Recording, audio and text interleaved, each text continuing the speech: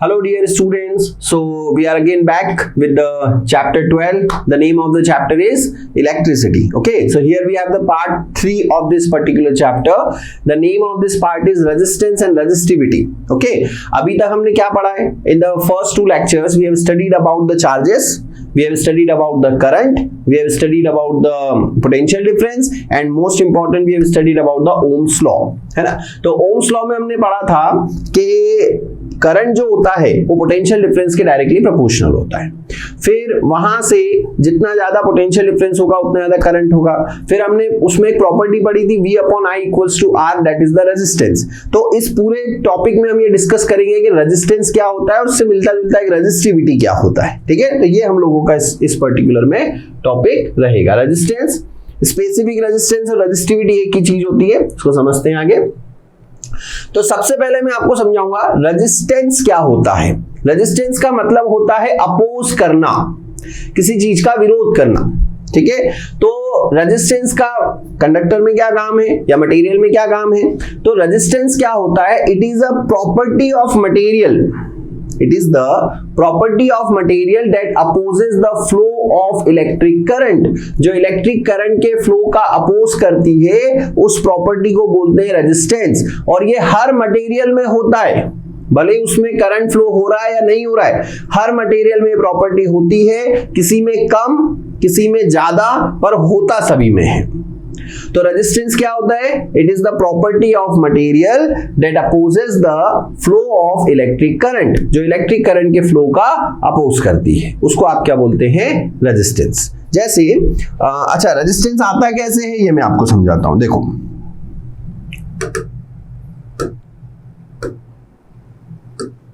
मान लो कि ये एक वायर है आपका, इसको आपने एक इलेक्ट्रिक सर्किट से कनेक्ट किया।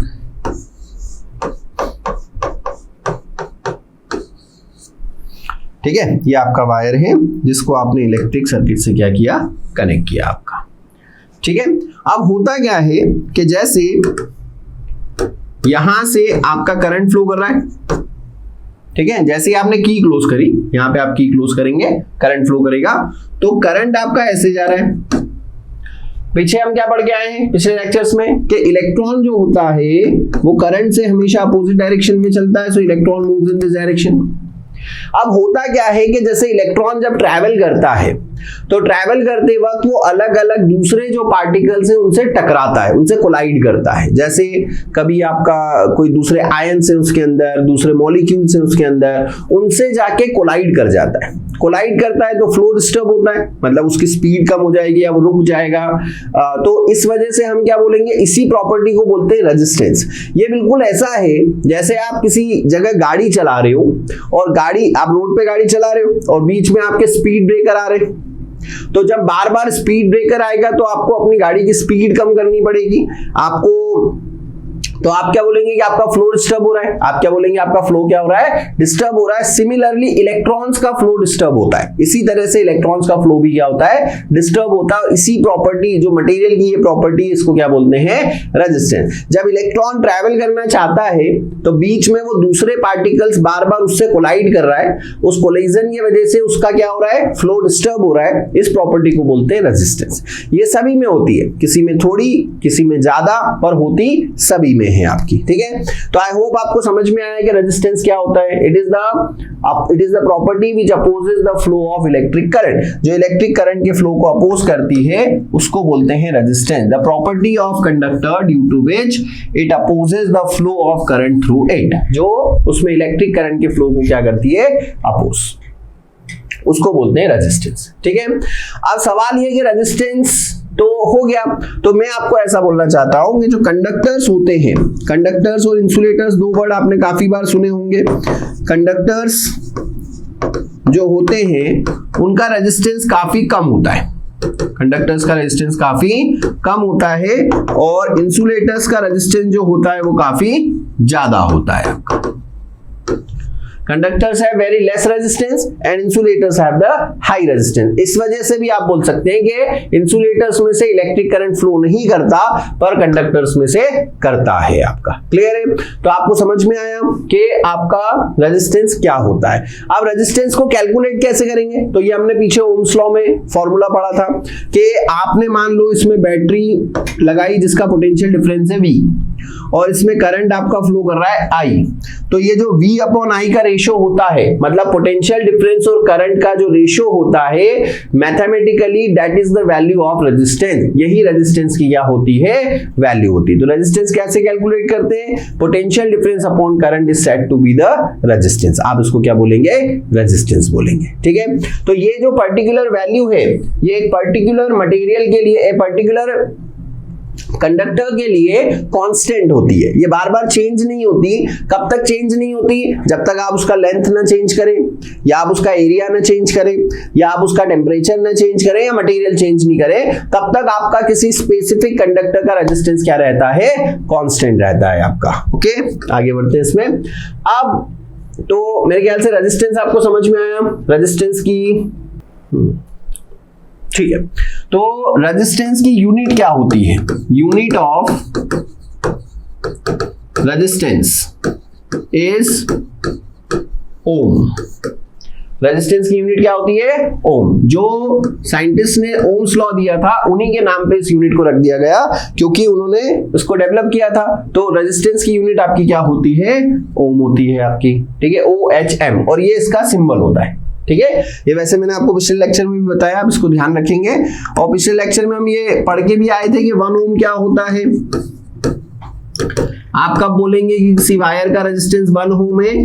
जब आप उसमें 1 वोल्ट पोटेंशियल डिफरेंस देते हैं और उसके बदले में उसमें 1 एम्पियर करंट फ्लो करता है।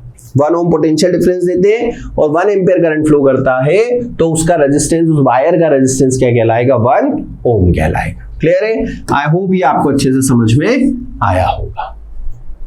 ठीक है, तो इसको बोलते हैं आप रेजिस्टेंस। तो क्या समझ में आया आपको? रेजिस्टेंस क्या होता है? जो करंट के फ्लो का अपोज करती है। ठीक है, उस प्रॉपर्टी को बोलते हैं रेजिस्टेंस।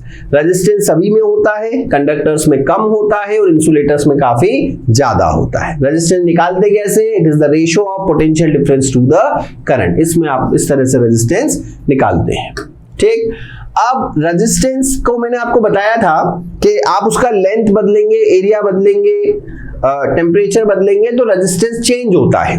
जब तक ये सारी, जैसे अगर मान लो इसका लेंथ में फिक्स रखूं, इसका मटेरियल फिक्स रखूं, इसका एरिया फिक्स रखूं, तो इसका रेजिस्टेंस फिक्स है, फिर ये चेंज नहीं होगा। आप कितना करंट दे दो, कितना पोटेंशियल डिफरेंस दो, उससे चेंज नहीं होगा आपका। ठीक है, पर अगर मैं इसकी लेंथ बढ़ा दूं या मैं इसको पतला कर दूं, थिन कर दूं या थिक कर दूं, ऐसा कुछ कर दूं, एरिया बदल दूं, तो इसका रेजिस्टेंस क्या हो जाएगा? चेंज हो जाएगा। ठीक, तो कौन कौन से फैक्टर्स हैं जिनके ऊपर रेजिस्टेंस डिपेंड करता है? Very important question for your exam.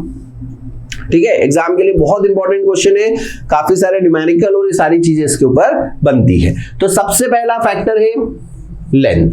जितना ज्यादा लेंथ उतना ज्यादा रेजिस्टेंस। तो आप क्या बोलेंगे? Resistance is directly proportional to length. क्या बोलेंगे आप? Resistance is directly proportional to length. Resistance जो होता है वो लेंथ के डायरेक्टली प्रोपोर्शनल होता है। मतलब लेंथ बढ़ाएंगे तो रेजिस्टेंस बढ़ेगा, और डायरेक्टली प्रोपोर्शनल क्वांटिटीज का रेशियो ऐसा होता है, R1/R2 = L1/L2। मतलब अगर आपने L लेंथ पे R रेजिस्टेंस लिया है, L लेंथ पे R रेजिस्टेंस लिया है, और मान लो कि उस सर्किट में I करंट फ्लो कर रहा है, जिस सर्किट में आपने उसको लगाया I करंट फ्लो कर रहा है, तो अगर आप लेंथ डबल करेंगे, अगर आप लेंथ क्या करेंगे? डबल, तो आपका रेजिस्टेंस भी क्या हो जाएगा? डबल।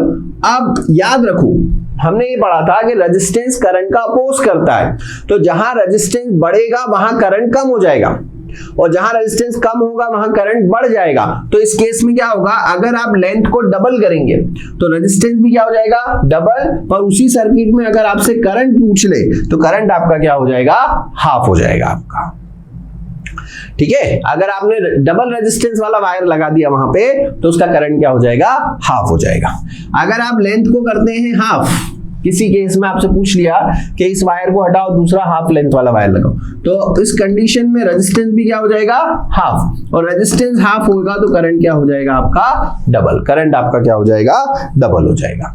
तो L लेंथ पे R रेजिस्टेंस है, I करंट है, तो लेंथ डबल, रेजिस्टेंस डबल, तो करंट हाफ, लेंथ हाफ तो रेजिस्टेंस हाफ, तो करंट आपका क्या हो जाएगा, डबल हो जाएगा। तो जितनी ज्यादा लेंथ, आप खुद सोचो, अगर मैं इसकी लेंथ बढ़ा दूं सेम सर्किट में, तो इलेक्ट्रॉन को ज्यादा ट्रैवल करना पड़ेगा, और इलेक्ट्रॉन को अगर ज्यादा ट्रैवल करना पड़ेगा तो वो ज्यादा पार्टिकल से कोलाइड करेगा, और ज्यादा पार्टिकल से कोलाइड करेगा मतलब रेजिस्टेंस आपका बढ़ रहा है आपका। ठीक है, बढ़िया।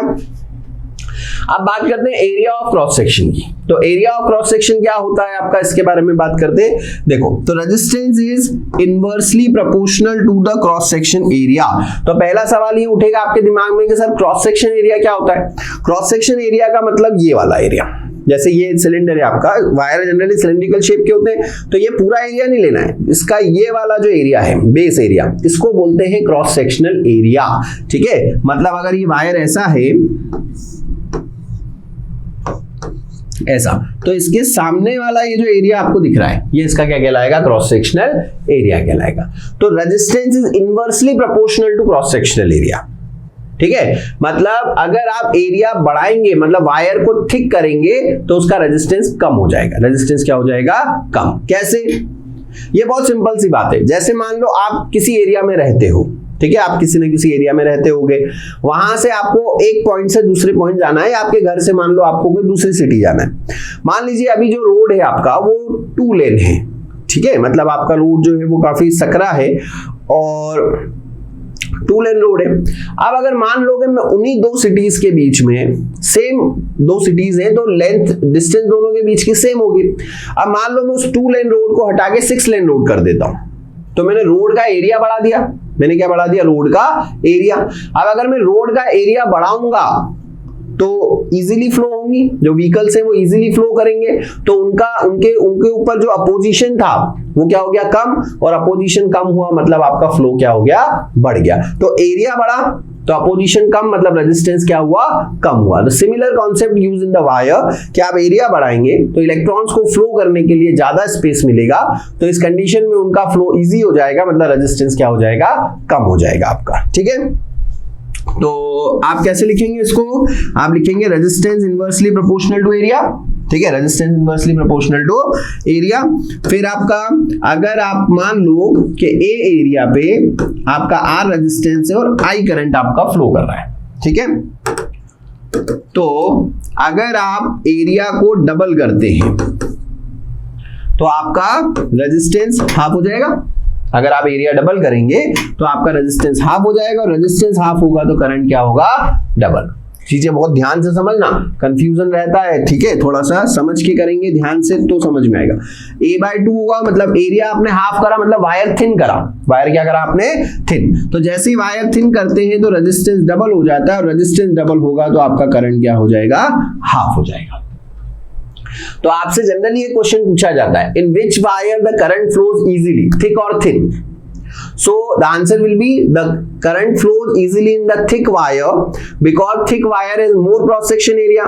If it has more cross section area means it has the less resistance. So if it has the less resistance, the current flow very easily through it. Okay, तो आई होप आपको समझ में आया होगा कि ये 2 फैक्टर जो है इसके ज्योमेट्रिकल फैक्टर है, मतलब लेंथ और एरिया।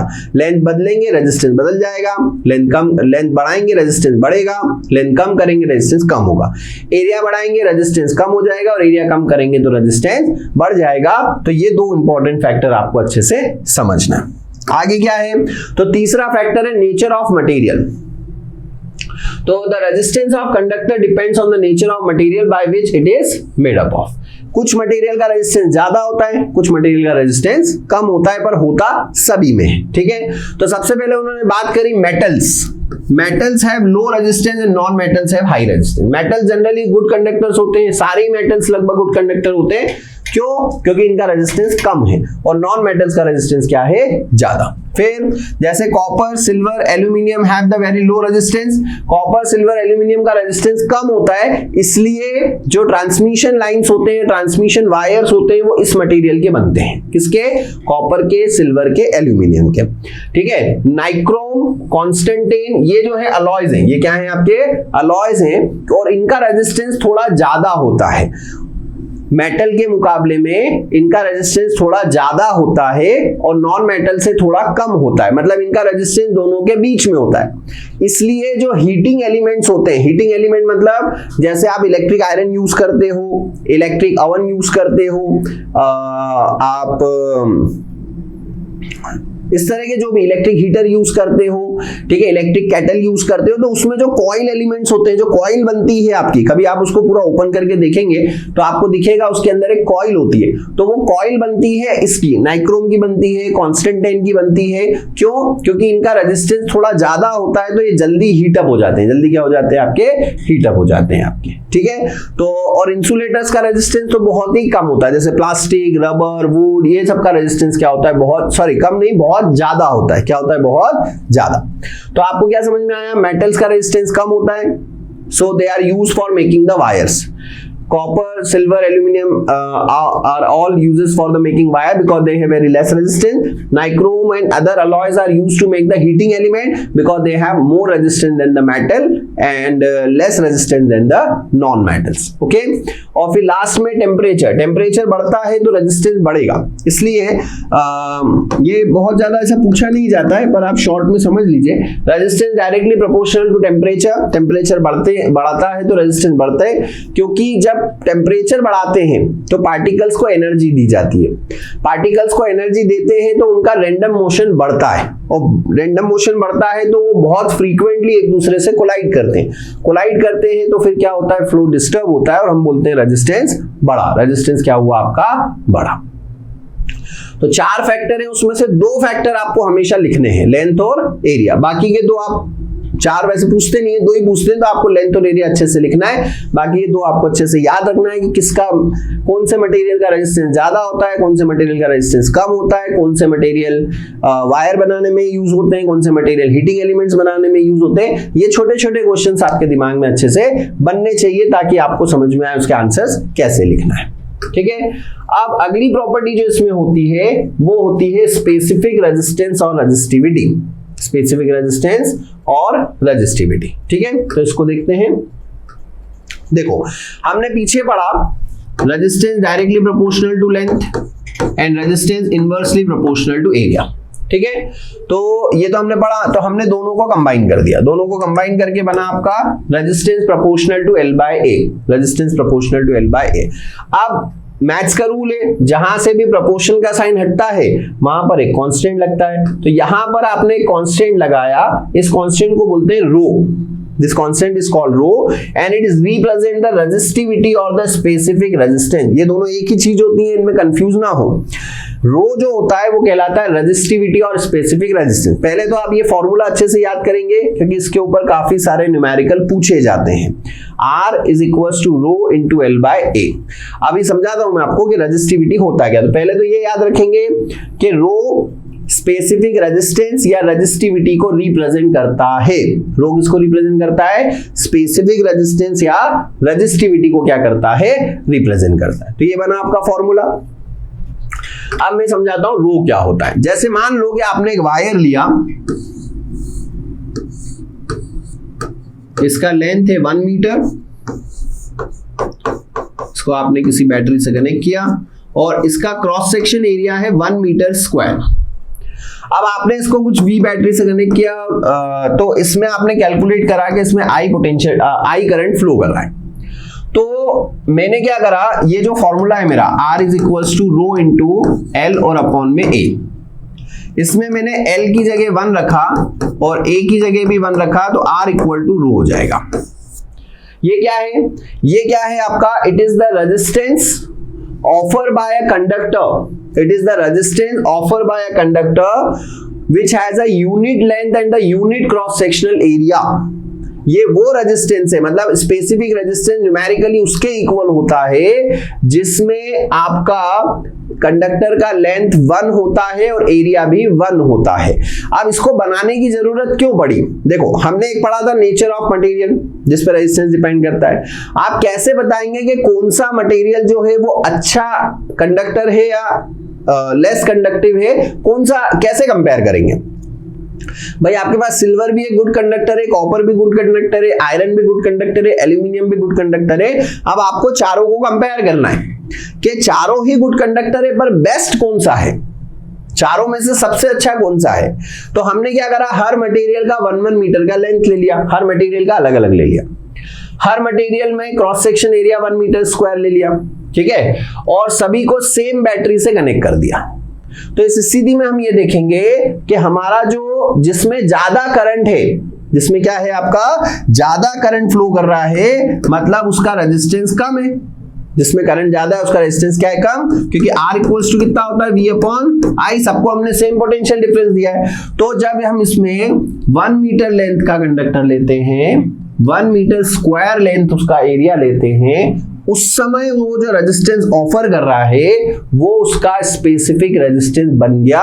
और स्पेसिफिक रेजिस्टेंस एक मटेरियल प्रॉपर्टी होती है, जिसका स्पेसिफिक रेजिस्टेंस ज्यादा होगा मतलब वो लेस कंडक्टिव होगा, जिसका स्पेसिफिक रेजिस्टेंस कम होगा मतलब वो मोर कंडक्टिव होगा।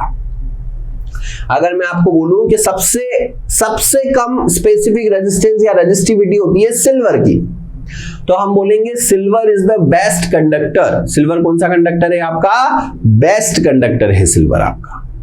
सिल्वर की रेजिस्टिविटी सबसे कम, ठीक है, ये आगे इसकी वैल्यू हमने आपको दी है। देखो सिल्वर की मतलब मेटल्स की जो रेंज होती है रेजिस्टिविटी की, वो 10 की पावर -8 में होती है। 10 की पावर -8 से 10 की पावर -6 मतलब काफी कम, 0.0000000 समथिंग। और जो आपका रबर ग्लास वगैरह होते हैं, इनकी देखो 10 की पावर 12 से 10 की पावर 17 कितनी बड़ी वैल्यू है, मतलब इनका स्पेसिफिक रेजिस्टेंस बहुत ज्यादा है, इसलिए ये बैड कंडक्टर है आपके। और इनका स्पेसिफिक रेजिस्टेंस बहुत कम है, मतलब ये गुड कंडक्टर है। अब गुड कंडक्टर में सबसे बेस्ट कौन सा है, तो सिल्वर, क्योंकि उसकी रेजिस्टिविटी की वैल्यू सबसे कम होती है। तो रेजिस्टिविटी क्या बताता है, रेजिस्टिविटी हर मटेरियल की फिक्स होती है। सिल्वर की अपनी वैल्यू फिक्स होगी, एल्यूमिनियम की अपनी वैल्यू फिक्स होगी, आयरन की अपनी स्पेसिफिक रेजिस्टेंस की वैल्यू फिक्स होगी। ये मटेरियल ये लेंथ और एरिया पे डिपेंड नहीं करती। आप भले सिल्वर का 1 मीटर का वायर लो, सिल्वर का आप 1 मीटर का वायर लो या 5 मीटर का वायर लो, अगर वो सिल्वर है तो उसकी रेजिस्टिविटी सेम होगी पर रेजिस्टेंस अलग अलग होगा। सिल्वर का 1 मीटर का वायर लिया और सिल्वर का 5 मीटर का वायर लिया, तो ज्यादा रेजिस्टेंस 5 मीटर वाले वायर का होगा, पर रेजिस्टिविटी दोनों की क्या होगी, सेम होगी। आप एल्यूमिनियम का थिक वायर लो या थिन वायर लो, क्योंकि है एल्यूमिनियम का, तो दोनों की रेजिस्टिविटी सेम होगी पर रेजिस्टेंस दोनों का अलग अलग होगा। थिन वायर का रेजिस्टेंस ज्यादा होगा और थिक वायर का रेजिस्टेंस कम होगा, पर रेजिस्टिविटी दोनों की क्या होगी, सेम होगी। ठीक है, दोनों में और क्या डिफरेंस है, रेजिस्टेंस की यूनिट आपकी ओम होती है, ठीक है, और रेजिस्टिविटी की जो यूनिट होती है वो होती है ओम मीटर। रेजिस्टेंस की यूनिट ओम और रेजिस्टिविटी की यूनिट ओम मीटर। देखो कैसे आई यूनिट इसकी,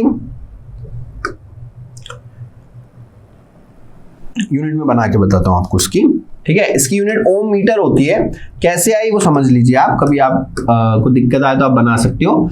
आपने पढ़ा rho equals to R equals to rho into L upon A, तो अगर मैं यहां से रो निकालता हूं तो ये होता है R इंटू ए और अपॉन में L। तो रेजिस्टेंस की यूनिट होती है ओम, एरिया की यूनिट होती है मीटर स्क्वायर और लेंथ की यूनिट होती है मीटर। तो 1 मीटर से 1 मीटर कैंसिल हो गया, तो आपके पास बन गया ओम मीटर। क्या बन गया आपके पास, ओम मीटर बन गया। तो रेजिस्टिविटी की यूनिट ओम मीटर होती है और रेजिस्टेंस की यूनिट ओम होती है आपकी, ठीक है। कंडक्टर्स की रेजिस्टिविटी बहुत बहुत बहुत ही कम होती है और इंसुलेटर्स की रेजिस्टिविटी बहुत हाई होती है, और अलॉय की इन दोनों के बीच में होती है, ना बहुत ज्यादा ना बहुत कम। क्लियर है। तो रेजिस्टिविटी में क्या समझ में आया आपको, रेजिस्टिविटी आपको समझ में आया कि रेजिस्टिविटी एक ऐसी प्रॉपर्टी है जो किसी के कंडक्टिविटी को कंपेयर करने के काम आती है। जिसकी रेजिस्टिविटी कम मतलब वो अच्छा कंडक्टर, जिसकी रेजिस्टिविटी ज्यादा मतलब वो बैड कंडक्टर। क्लियर है। फिर अलॉयज है हायर रेजिस्टिविटी, ये क्वेश्चन काफी बार पूछा जाता है कि आप देखेंगे कि हीटिंग कॉइल्स जो इलेक्ट्रिक हीटर्स होते हैं, इलेक्ट्रिक टोस्टर्स होते हैं, इलेक्ट्रिक ओवन होते हैं, ठीक है, ये जितनी भी चीजें आपने देखी होगी इन सबकी जो कॉइल होती है वो अलॉय की बनती है। प्योर मेटल की नहीं बनती है, वो किसकी बनती है आपके अलॉय की। ऐसा इसलिए क्योंकि इनकी रेजिस्टिविटी थोड़ी ज्यादा होती है। Alloys have higher resistivity than that of the pure metals by which it is made up of, जिससे वो बना है उससे ज्यादा रेजिस्टिविटी है। So they do not oxidise easily, एक तो ये इनका कोरोजन नहीं होता, दूसरा they do not oxidize, they have high resistivity, they are used to make the heating element of the coil because they can heat easily। ये जल्दी क्या हो सकते हैं आपके, हीट हो सकते हैं आपके। क्लियर है? तो ये आपको अच्छे से समझ में आया। ये दोनों के बीच का डिफरेंस है जो आपको अच्छे से समझना है। पहले में दोनों की डेफिनेशन आएगी। रेजिस्टेंस वो प्रॉपर्टी जो करंट के फ्लो को अपोज करती है।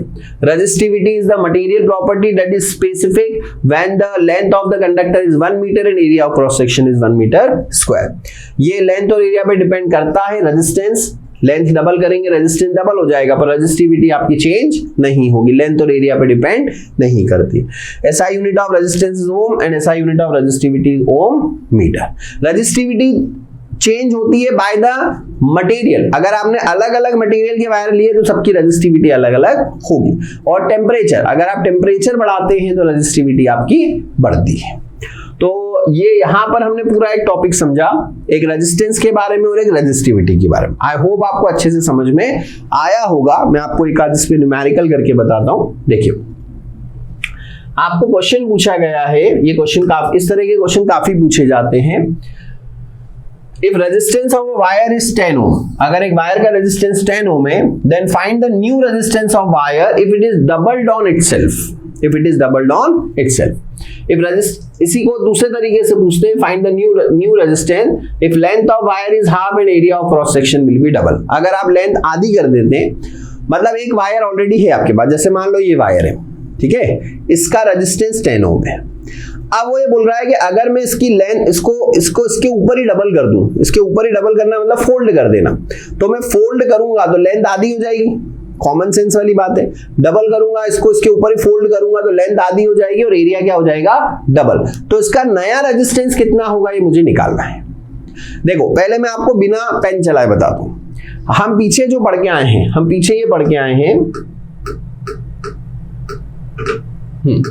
हम ये पीछे पढ़ के आए हैं कि अगर हमारी लेंथ हाफ होती है तो रेजिस्टेंस भी हाफ होता है। तो पहले तो उसने बोला है कि लेंथ इज बिकम हाफ, तो रेजिस्टेंस हाफ होना चाहिए। फिर अगर हम एरिया डबल करते हैं तो रेजिस्टेंस तो भी हाफ होता है। तो लेंथ हाफ कर रहे हैं तो भी रेजिस्टेंस हाफ हो रहा है, एरिया डबल कर रहे हैं तो भी रेजिस्टेंस हाफ हो रहा है। तो हाफ और हाफ का मल्टीप्लाई करेंगे तो 1/4 हो जाएगा। क्या हो जाएगा आपका, 1/4 हो जाएगा। अब इसको आप कैलकुलेट कैसे करेंगे, क्योंकि एग्जाम में क्वेश्चन आपको 3 मार्क्स का आएगा तो आपको पूरा लिखना पड़ेगा। तो मैं आपको बताता हूं आप कैसे इसको लिखेंगे, ठीक है। देखिए, आपने माना अभी जो वायर है आपका, let length equals to L, अभी जो उसकी लेंथ है वो आपने L मानी, अभी जो उसका क्रॉस सेक्शन एरिया है वो आपने A माना, अभी जो उसका रेजिस्टेंस है वो आपने R1 मान लिया, जो कि आपको 10 ohm क्वेश्चन में दिया है, और आप उसकी रेजिस्टिविटी जो लेंगे वो आपने उसकी ओम मान लिया। अच्छा, इसी क्वेश्चन में आपसे पूछ ले रेजिस्टिविटी का क्या होगा, तो आप बोलेंगे रेजिस्टिविटी सेम, क्योंकि मटेरियल चेंज नहीं हो रहा है, सिर्फ लेंथ और एरिया बदल रहे हैं, तो रेजिस्टिविटी में कोई चेंज नहीं आएगा, ठीक है। अब देखो, तो अभी हमारा जो रेजिस्टेंस है R1 वो हो जाएगा रो इंटू L और अपॉन में A, ये बन जाएगी मेरी फर्स्ट इक्वेशन, ठीक है।